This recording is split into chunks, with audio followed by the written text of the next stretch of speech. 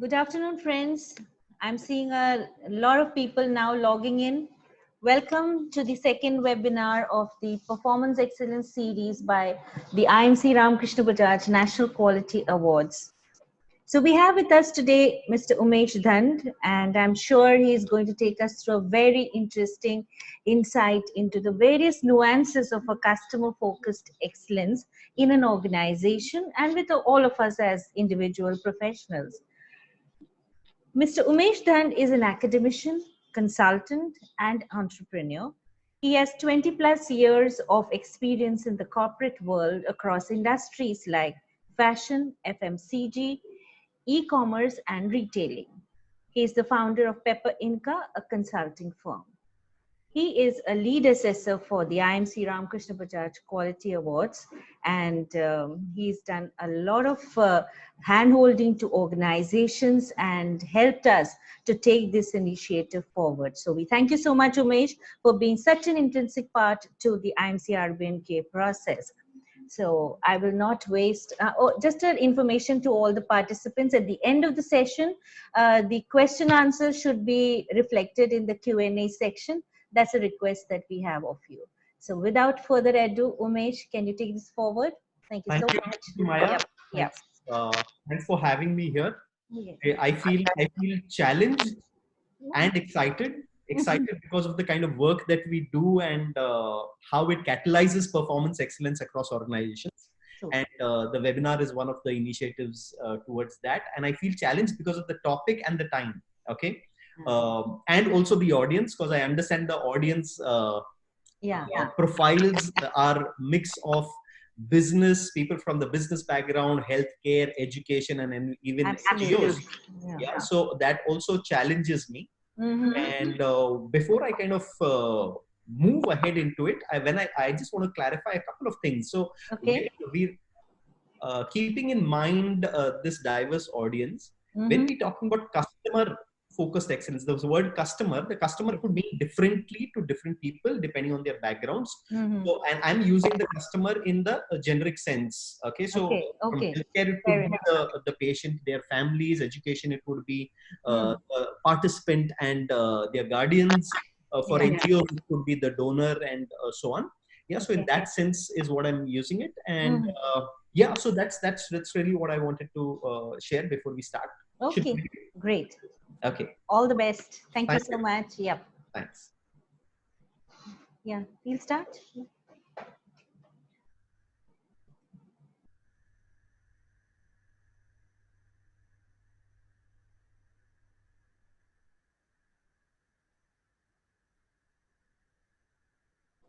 I can't hear. You know, it started. Not from our end. It's from his end. So how do I say? Are you sure? Umesh? Tell him just you can. I can't hear. Hello? Umesh, right now I can. It was not a little bit connection had gone. Yep. Okay. Yeah. All right. Am I audible? Now you're audible. Yeah. Fantastic. Okay. Great. Good afternoon, everyone. This is really our agenda today in the next 30 to 40 minutes. What we'll be seeing is why is it necessary for us to be customer centric? How can one really recognize the presence of customer focus, and when sometimes organizations get it right, and why do they lose customer focus? What are the barriers in creating customer centric culture? Okay, and then an interesting part, which is the 4 essentials in creating, building, and sustaining a customer centric culture. It's always work in progress. Yeah, and what are those 4 essentials? And then we'll contextualize this entire conversation to the IMC RBNQA framework. So this is really our agenda today. So let me kind of move ahead, saying why do we need to be customer focused? I'll start with a very basic thing with a statement by one of my heroes, Peter Drucker. And what he says is the purpose of a business is to create and keep a customer. So without the customer, you have no business. Okay, so we better be focused on them. And that is something that he said decades ago. Okay, and everyone knows it. Okay, but the reason to be customer focused has become even more pronounced, keeping in mind the degree of competition that's happening. As Mr. Lula was mentioning in the previous webinar, that the competition will find and learn and commoditize your best practices and your offerings. Okay, so it's important for us to really look at being focused on the customer.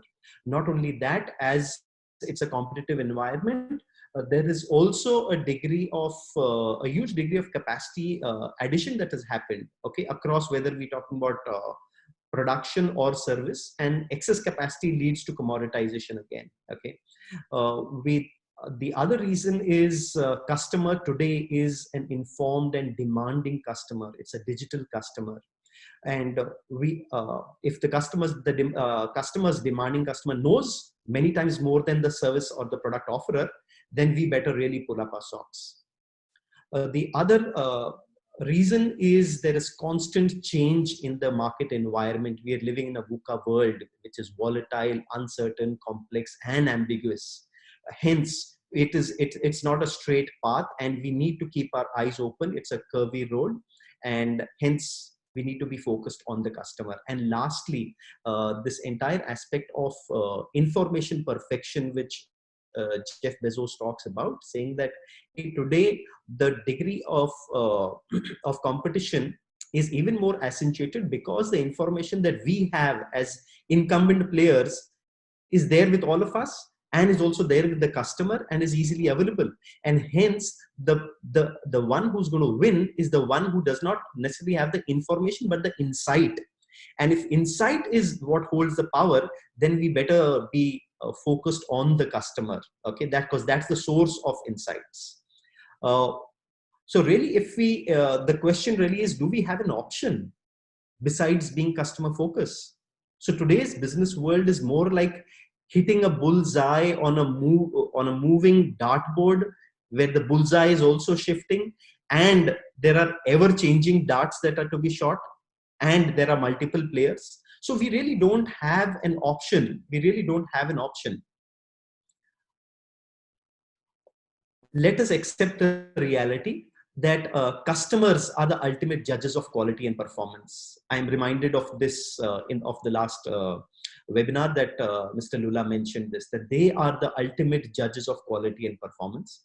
Not only that, it is the customer who really, she votes, and she votes with her wallet, she votes with her voice. Okay, she does that, and she pays our salary. So really, customer focused excellence is really essential. It is not an option. Having said that, let's move on, saying that there are by and large two lenses of viewing. Okay, and hence we have different kinds of organizations, because what kind of lens does an organization leadership really view the marketplace is really what decides the kind of the degree of customer focus. So there are two lenses. One lens is that of inside out. Okay, what I mean by inside out, sorry, I am facing a, just a minute. Yes, what I mean by inside out is the organization says, hey, this is what we have, love us. Hey, this is what we have, buy it from us. This is an inside out lens, while an outside in lens is not a statement like the earlier one. It is a question. What do customers want from us? Where do they want? When do they want? Okay, what can we do to build stronger relationships with customers? So you see, these are two very different lenses, and we have to appreciate the presence and absence of these two lenses. Okay, and it's the latter lens that really enables us to build a customer centric or a customer focused work culture. Let me give you an example. Okay, it was a couple of weeks. I was traveling, staying in a hotel. It had a grand lobby, great granite, wonderful lighting, well groomed staff. I was greeted really well, escorted to the room. The room was equally good. I was pretty comfortable there, and while I was refreshing myself, okay, I realized a marking like this on the on the towels. Now we know that every product that's used has a best before date, and within the best before date, these products have to be identified and discarded. Now, if you really see, in this particular case, the hotel staff had identified that this particular towel was past its best before date. It had to be discarded, but it actually landed into the customer washroom. Now, what does this mean? Where did this hotel fail? Was it the leadership or was it the staff? I leave that judgment to you. Let's talk about another hotel. Okay, and here we know what we're talking about. We're talking about Taj Mumbai, and we're talking about the terrorist attacks of 26/11. We know that it was a sad incident, and behind that sad incidents are several lessons for us to learn. Okay, so we know when those terrorist attacks happened, it is the staff who really played a really important role, and their role led to saving nearly about 1,200 to 1,500 guests. And this really shows a kind of behavior where you protect your guests without putting your own, without caring for your own personal safety. And this kind of a behavior does not come from an SOP. It does not come from a manual. Okay, it comes from a deeply embedded value. This is extreme customer centric culture, which has a lot of things for us to learn and emulate from. So let's see what caused this kind of a customer centric culture. It starts with how do we hire employees, how do we hire, how we train, and how do we incentivize. So how does Taj do it? How does Taj currently to do it? So how they do it is really they focus on fresh recruits from smaller towns and suburban areas. And what they look for in these recruits are Indian traditional values, okay, that of respect, humility, consideration for others, as well as discipline and honesty. When they're looking for managers, they're looking for managers who are interested in building a single company career, displaying integrity and devotion. And what they are taught, what the employees are taught, are how to improvise rather than follow the book. If you and they just don't do that, they also empower them. The management insists that employees should place their guests' interest before the organizations. And for doing that, they need not even consult supervisors. Now, this is about hiring, about training. They train every single new joinee for 18 months. Mind you, the industry practice is 12 months. They invest 50% more in training. This is what embeds that customer centric culture. And it's not a one-time training, there is retraining too. It is not just about hiring and training, but a customer centric culture is also supported by the incentive system. And what Taj really uses is not money or reward, but a powerful thing called timely recognition. And immediate supervisors, and not just top management, are asked to catch people doing the right thing and incentivize them. Okay, incentivize them not monetary, but in terms of recognition. So really, what we saw, this extraordinary behavior where the Taj employees risked their own life, okay, and protected so many people, okay, is an extreme culture. And we see how this extreme customer centric culture has really come in. Let me go to another example. Okay, this is of Apple, and very few conversations of customer-centric work cultures are complete without the mention of Apple. Wonderful products, and we enjoy using them. And what you see over here is a picture of an Apple store, and up ahead are two Apple experts, and who you see sitting are customers. They have long ago bought the product. But why are they here in the store? They are here in the store because Apple helps customers use their product better. Apple helps customers to build skills, and this is all free of cost. If you go to the Apple website, you will find, hey, what are the various training programs, etc., that are available by city. Here, it is the focus, remember, is not on sales. It is about letting the customer gain more value for what they have paid for. Let's talk about Amazon. And we've seen that Amazon has this whole of the right from e-commerce to the B2B platform to online entertainment and several other things. How has it been? And yet it is it's considered to be customer centric. Why is it? Because that is really what the leadership has decided. This is the assertion that the leadership of Amazon has mentioned, that we seek to be the earth's most customer centric company, and customer centric company for 4 primary customer segments, which are consumers, sellers, enterprises, and content creators. And it is that they have to be customer centric, not just on the consumer, not just on the customer, but the entire people who are involved in delivering value to the customer. How does it happen? Okay, it happens because of the relentlessness of Jeff Bezos and the leadership on obsessing about the customer. Okay, about mentioning that, hey, information perfection is the world that we live in, and information advantage is no longer enjoyed by everyone, but an insight advantage can be enjoyed if we are customer obsessed. And in order to do this, they have an internal practice where every new employee, no matter what the position, senior or junior, has to spend time in their fulfillment centers, packing, dispatching products that are ordered online. They have to spend time in the call centers, hearing the customer and responding to the customer's complaints and brickbats and compliments also.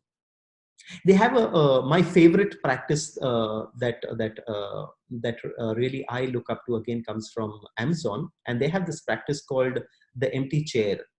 So in most of their critical meetings, they have one chair that's kept empty. And when the meeting discussions move on and there is a dilemma or there's a difference between people in perspectives of what needs to be done, what's required is both the parties with 2 different opinions, one by one, they sit in that empty chair. And when they sit in that empty chair, that chair is of the customer. So they say, hey, how do you see how would the customer look at this problem? How would the customer look at this situation? And that is how they build customer centricity through this kind of a ritual. How do I look at the customer? How do I look at the situation, the dilemmas from a customer perspective? That's about Amazon. Let's talk about another player, Singapore International Airlines. Okay, we all know that they really focus, they've built a great identity in terms of excellent experience, both in-flight as well as post-experience. Is it easy? Of course not. It's definitely not easy. How do they do it? Well, again, it starts with the recruitment, a rigorous recruitment system that they have. And what does this include? It includes 3 rounds of interviews and then a party, and that's a tea party. And who's there in the tea party? You have the management who's there in the tea party. And we know what they do is really they observe and judge the interviewee.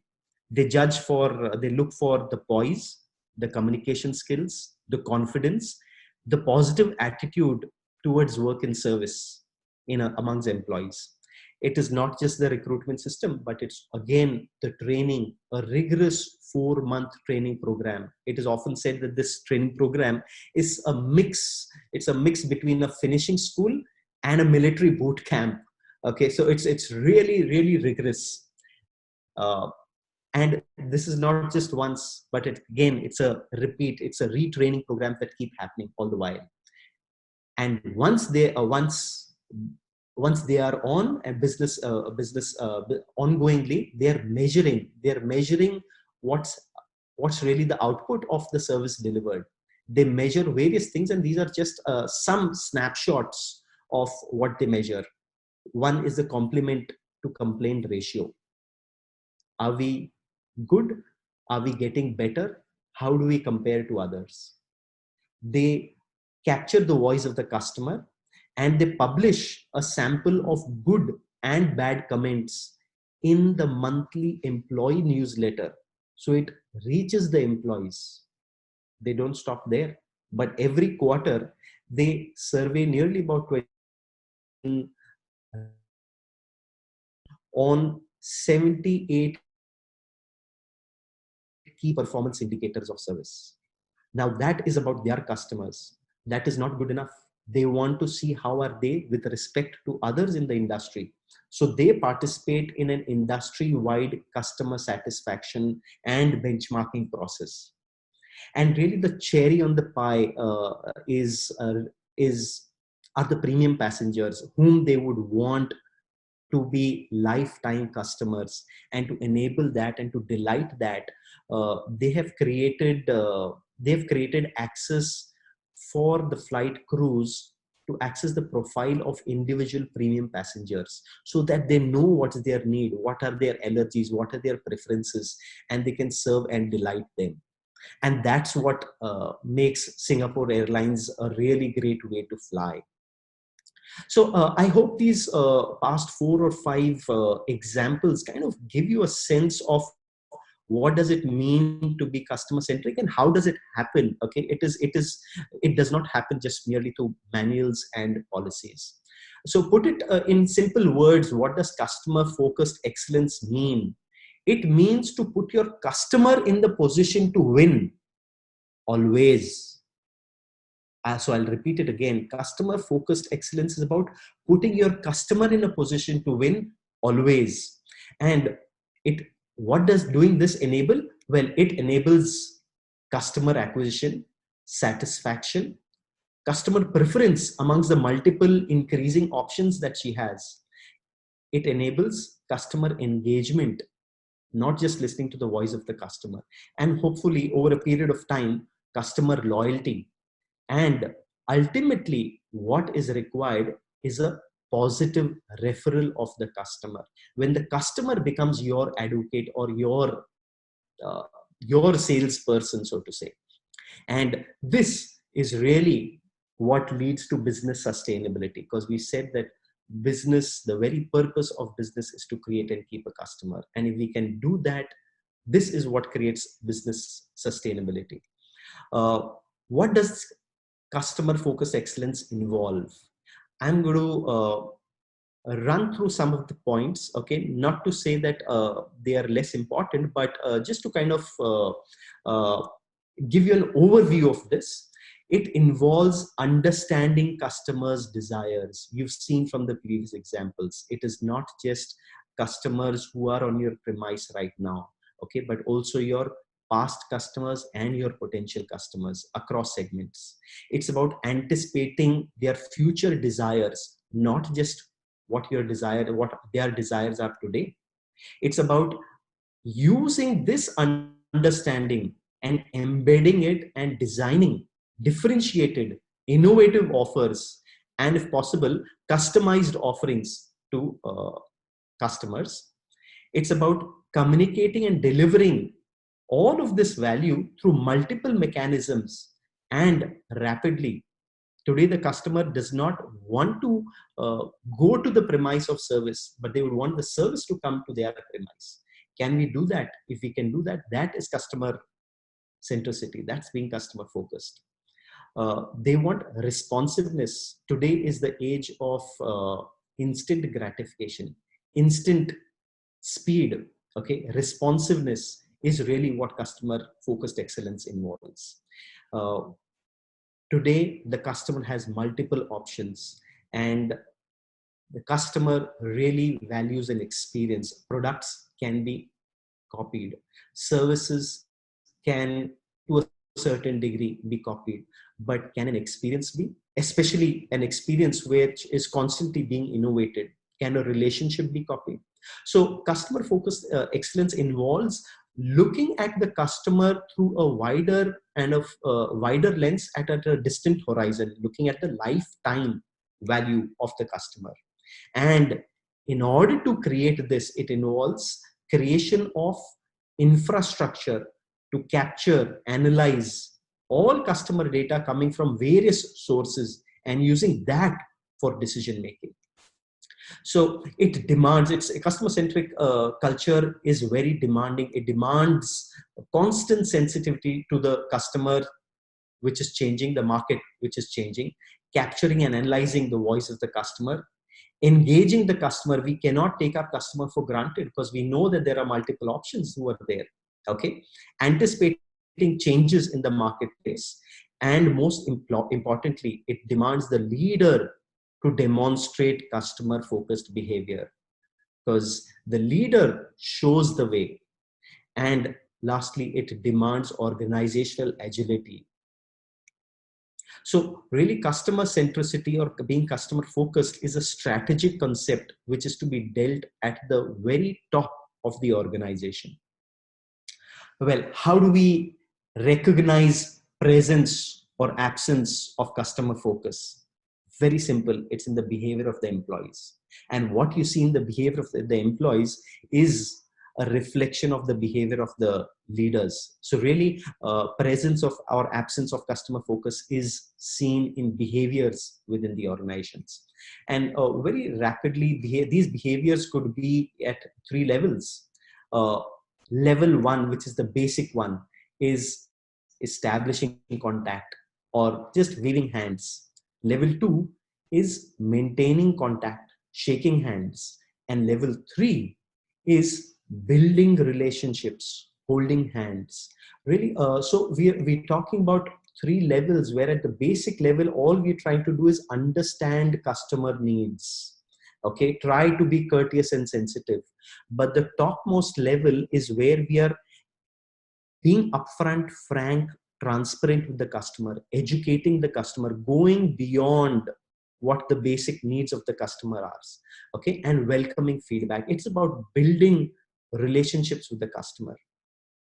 Question that you might want to ask is, which level is your organization? Well, a customer focused organization is also a learning organization. We interact with customers. There are several moments of truth in the journey of the customer. Where have we created in these moments of magic? Where have we created moments of misery, if any? Okay. Have we engaged the customer? Do we have mechanism of engaging the customer? Okay. Are we listening to the customer? Have we empowered the frontline people to quickly follow, personally follow up? Okay. And finally, are we learning through these? What were those bright spots? How can these bright spots be embedded across the organization? Okay. So it is this loop of interaction, engagement, feedback, and learning creates an insight engine, an action point, okay, which is what creates a customer centric work culture. Now, why do companies tend to lose customer focus? When it's a new company, it's easier for the leader to really create that customer centric work culture. But as we go ahead, what really happens is we see that as companies, we tend to focus on outputs rather than outcomes.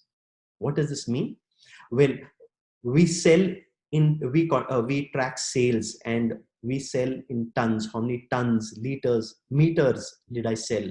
Versus what are my on-time in full supplies? How many are my repeat or loyal customers? What are the tags? How many times did I get first time right? Focus on the outcomes. Focus on what we need to do, not what we focus on what we need to do and not what it means to the customer. So again, it's that outside in lens. This reminds me of an experience that I had at the very famous burger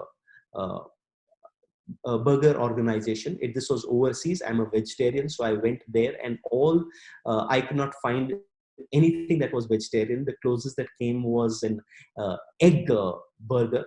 So I went to the counter and I said that, hey, look, I'm a vegetarian and you don't have anything vegetarian. So when you're making this egg burger, just remove the egg, okay, and give it to me with the vegetables and the cheese. And I'll of course pay you the entire amount. He said, no, sir, I have to put the egg in. And I told him, no, but I don't need the egg. I'm a vegetarian. He's saying, no, but according to my procedure, I have to put the egg in. You can remove it if you want to. Why? Because it was mentioned in his SOP. Now, as a customer, was I really bothered about his SOP? Was I bothered about his company policy? Now, the staff, it is not the staff's mistake. They have been trained to follow the SOP irrespective of what the customer says. Is this a customer focused organization? Well, we also tend to lose customer focus because of our drive for internal efficiency. And in this drive for internal efficiency, we lose on what the customer really wants. Okay. So really what we need to look at is outcomes, benefits, and total experience of the customer. Internal efficiency is our challenge, not the customer's challenge. Okay, we exist because of the customer, and hence we again got to go back to the basic principle of customer-centric work cultures. That is, we exist because of the customer. Let's focus on her needs. Let's make her win each time. Now, what are the barriers to customer focus for organizations? Okay, most of us would have experienced seeing this across in multiple organizations that we worked or dealt with. The first one is organization silos, where you have the purchase department, you have the sales department, you have the inventory control department, you have the HR department, you have multiple departments, and each department is a silo. Okay, where communication across these silos becomes difficult, information flow becomes difficult, and the customer cannot be serviced, cannot be focused on when there are hard, deep silos. The other barrier is when there are power struggles, turf wars. These could come in through inter-department rivalry, or within the same department, they could be product-based rivalries. There are personality clashes or turf wars. These lead to a culture where there is no customer focus, but the focus is more on the power struggles and or the turf wars. The other barriers are growth, are rules. We know that growth requires rules, but when rules become roadblocks, that is what leads to a situation where there is no customer focus.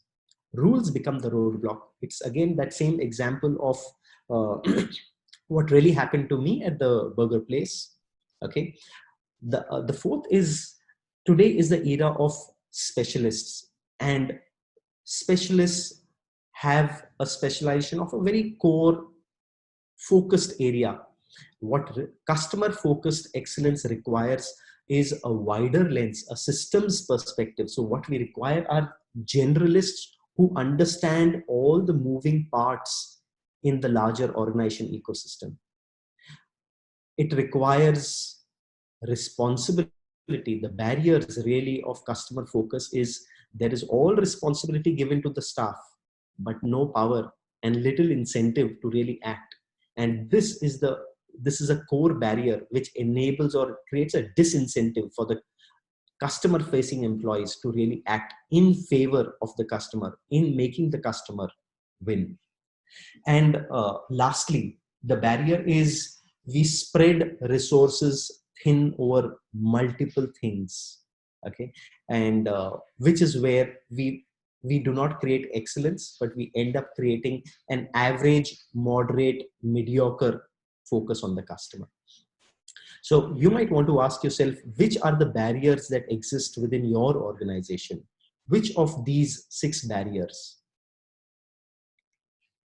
Now, finally, I'm coming towards the end of this. What are the 4 essentials of creating and building and sustaining a customer-centric work culture? What I'm sharing is based on the wonderful research done by Professor Ranjay Gulati of Harvard Business School. What he says is the first essential is that of coordination across the organization. We know that in most organizations, knowledge and expertise is there, but it resides in different silos, in different units, and these could be spread across either by geography or by products, and we require coordination across them. This information, the organization needs mechanisms that allow customers, that allow all employees to access all information, and all the information that resides across all the silos.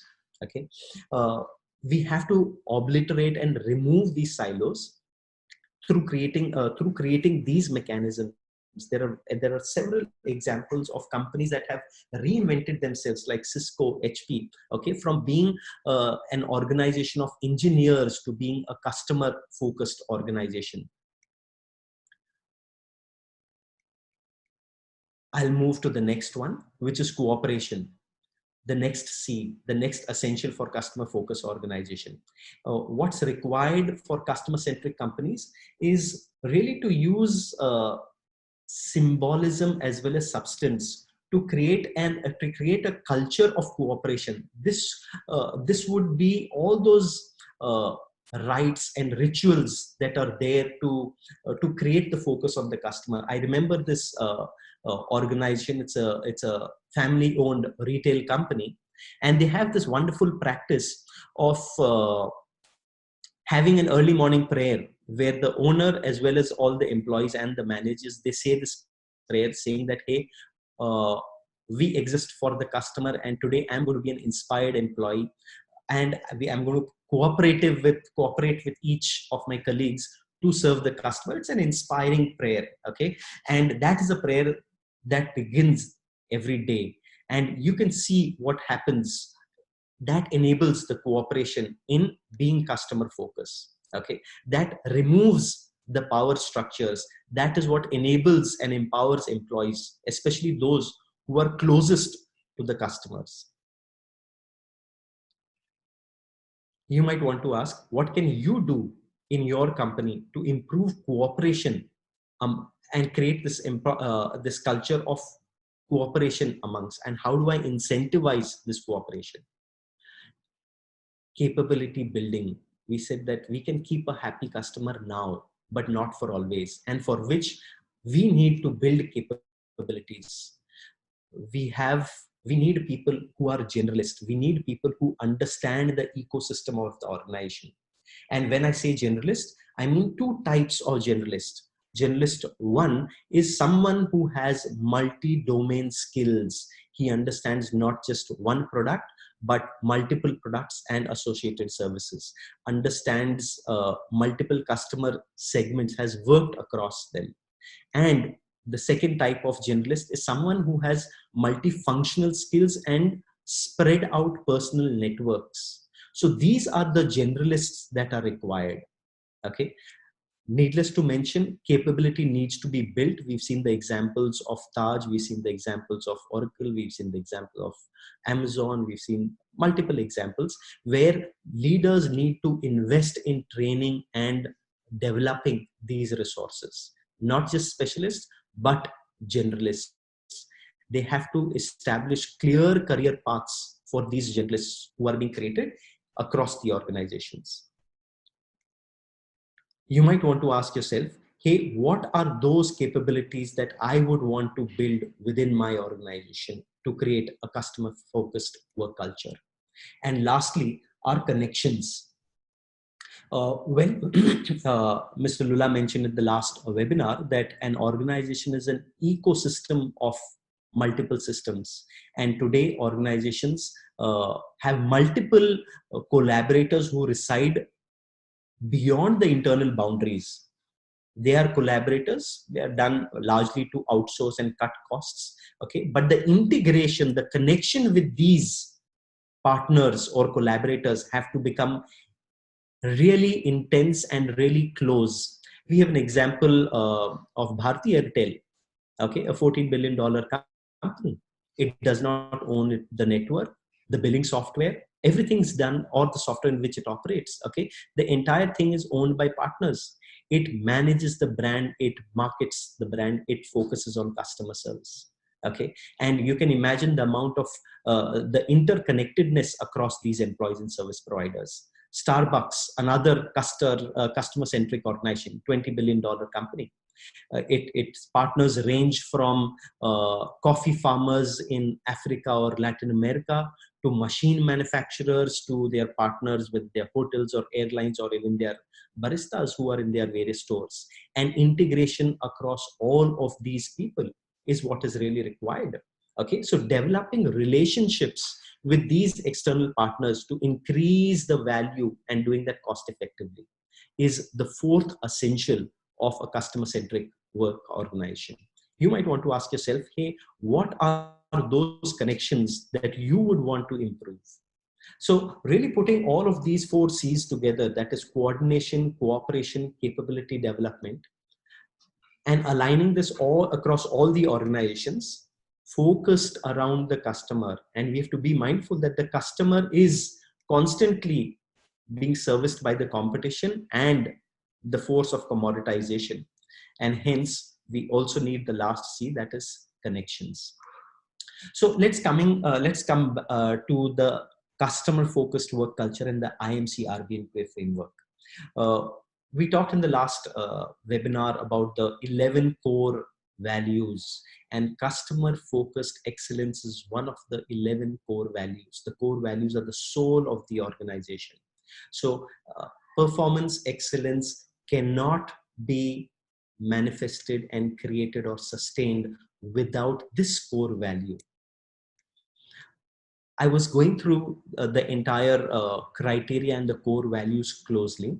The seven processes, the seven criteria, whether the process or result criteria, which is what we call the personality of the framework. I could see three common words, that is leadership, workforce, and customer focus. They are the three common words across the core values and the processes.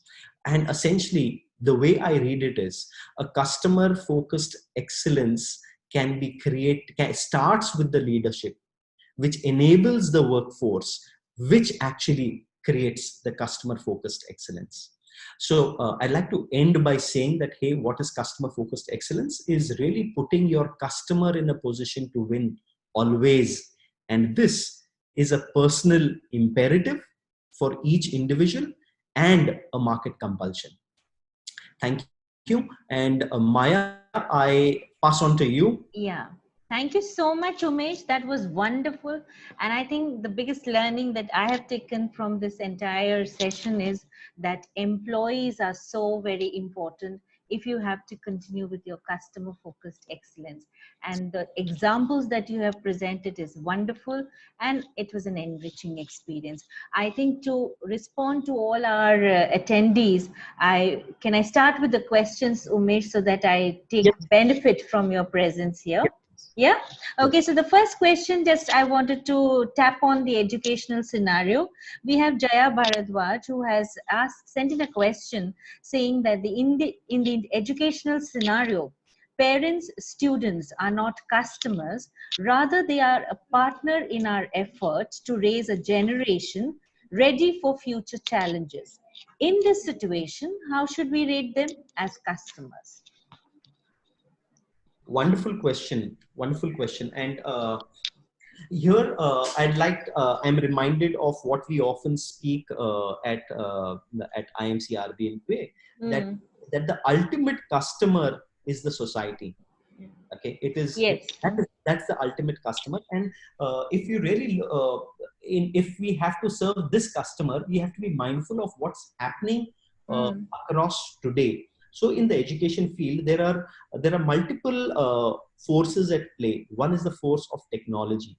The other is the force of, or rather, technology leading to shortening attention spans. So technology is both an enabler and an inhibitor.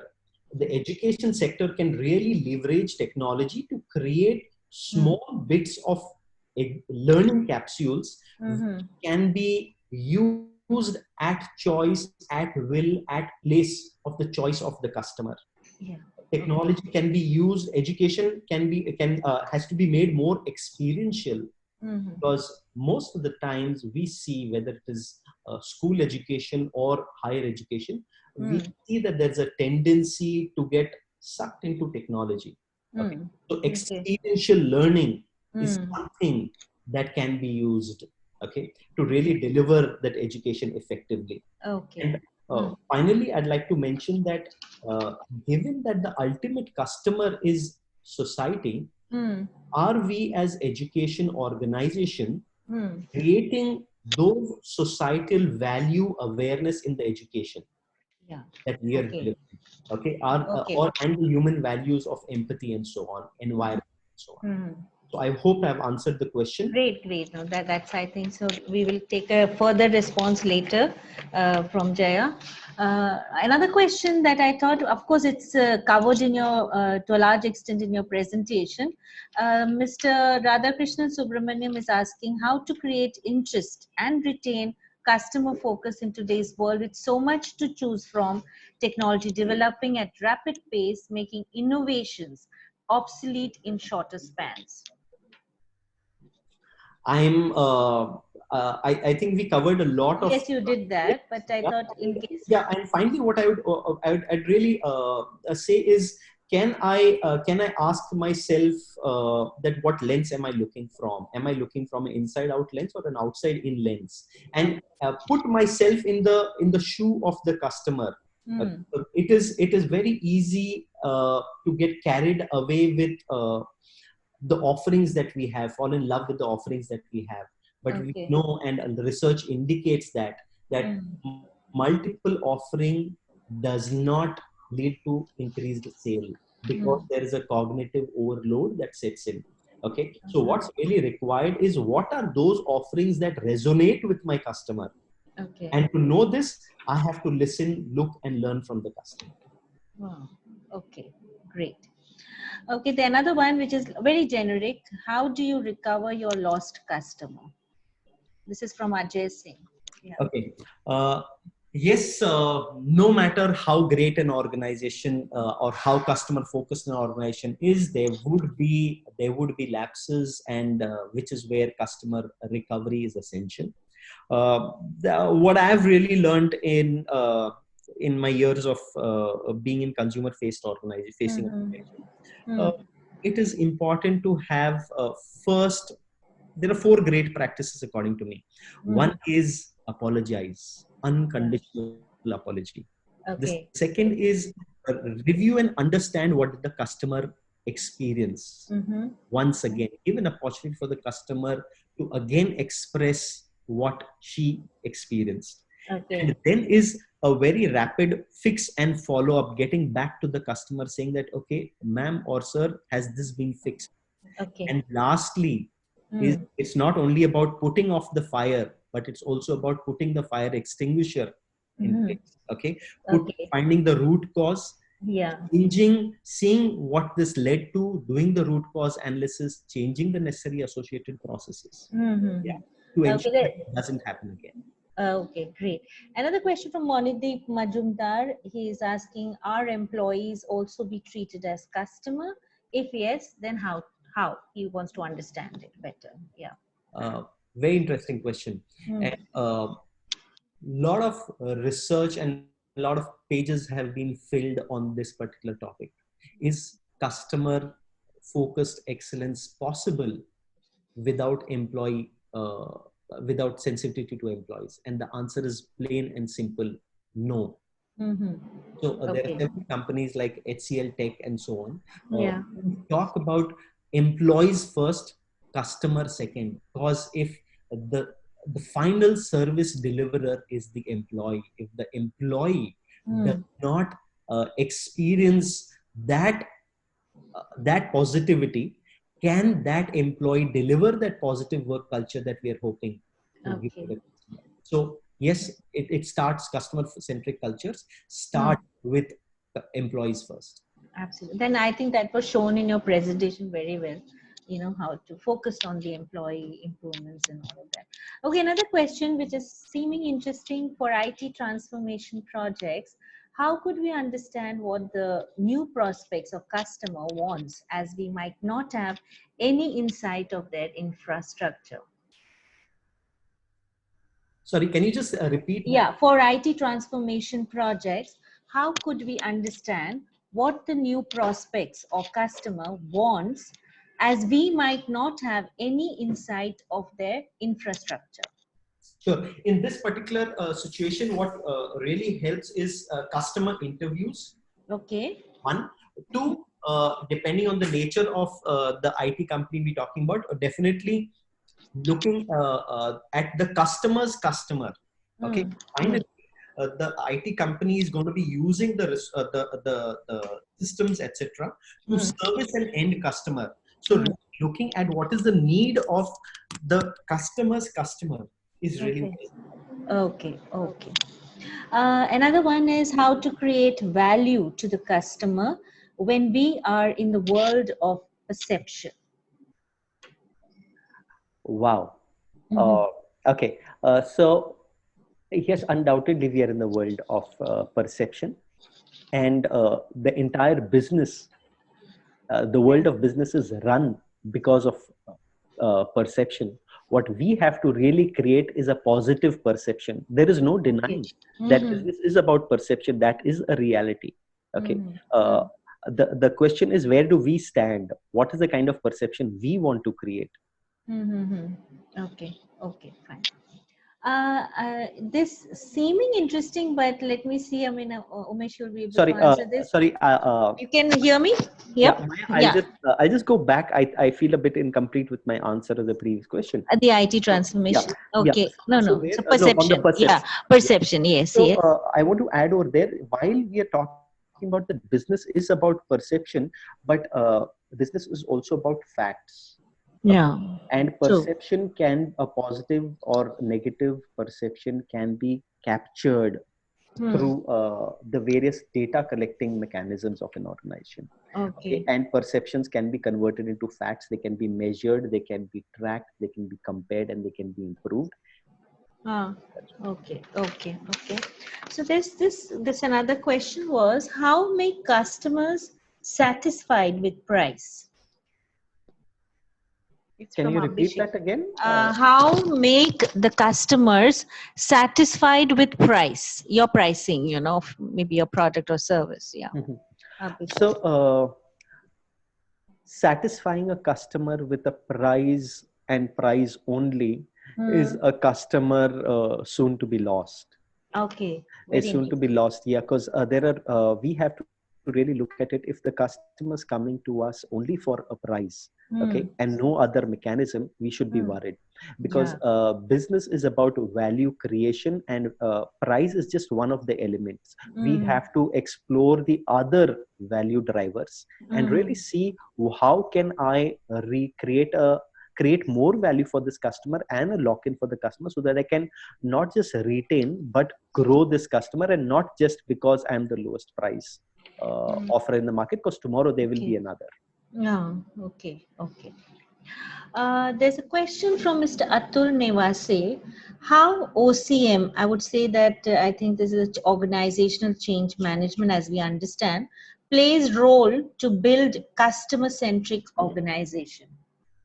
Organization change management is like a tonic to be had by an organization every day. Okay, because as I mentioned earlier, that we are living in a world which is volatile, uncertain, complex, and ambiguous. And yet within this world, we have no option but to be customer focused. Okay, so an organization change process is always underway, and the best thing that a leader could do over here is, after undertaking organization change process, inculcate a learning organization. Like an example that we saw, that enable employees to improvise and not behave out of a book. Correct. True. Great. Okay, there's one more question from Monideep Majumdar. How leaders can cascade the customer-centric concept to the downstream? Beautiful question, because everything really begins with the leader. And a customer-focused excellence cannot be created without the leader. voice being heard, voice and thoughts being heard all across the organization. There are several mechanisms that various companies have and should create so that their voice reach to the very end of the organization boundaries. It could be through town halls. It could be through one-on-one meetings. It could be through newsletters. It could be through monthly meetings at multiple levels or skip levels. It could be through I know about this company where the CEO has something called have tea with me, where every employee can choose to make a request to have a cup of tea with the leader. If he or she has an idea or a grouse with respect to the company not being customer focused in one of their practices. So creating an open door policy is really an essential to creating that customer centric work culture. Okay. I think one more question, I think from the education space, from Mr. Matthew Tekkarakota. In view of the changing needs and times, how does academic institutions of higher learning reinvent themselves to be customer oriented, more purposeful and productive? Teaching learning processes like, awarding degrees, etc. are a given. What else needs to be done? Well, what needs to be done is finally when the student graduates or passes out, they move on into organizations, or other organizations of learning or working. And what's really required is to go to these people. Go to the organizations and take feedback from them. So organizations that I have worked with do that. Learning organizations go back to the companies where employees are placed and ask them. Great. Take feedback from them. That's one. The second is really they involve the guardians or the parents who have sent people.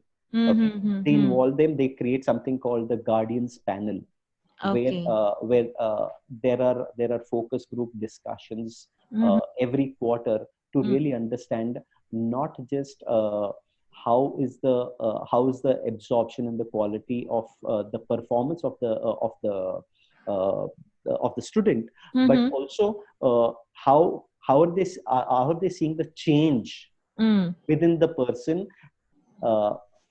and not just in the marks. Great. So thank you so much, Umesh. I think for the moment, these are some of the very, very interesting questions that you have also taken time off to respond to. And thanks so much for your contribution. And I'm sure our participants have had an enriching session. So thank you so much, Umesh. I'll just announce the next webinar, which is scheduled for the 27th of March. It will be taken forward by Mr. Vivek Talwar, who's the founder of Chrysalis. He will be speaking on the one of the important core values that we have next in line, the visionary leadership in changing times. So look forward to your registration and participation for that. We will be sending out details, and look forward to also organizations' participation in the next award cycle of the IMC Ramkrishna Bajaj National Quality Awards. The registration closes 30th of May. Do get in touch with us. Thank you so much, and we look forward to your feedbacks. Thank you. Thank you, Maya. Thank you, Umesh. Everyone. Thank you.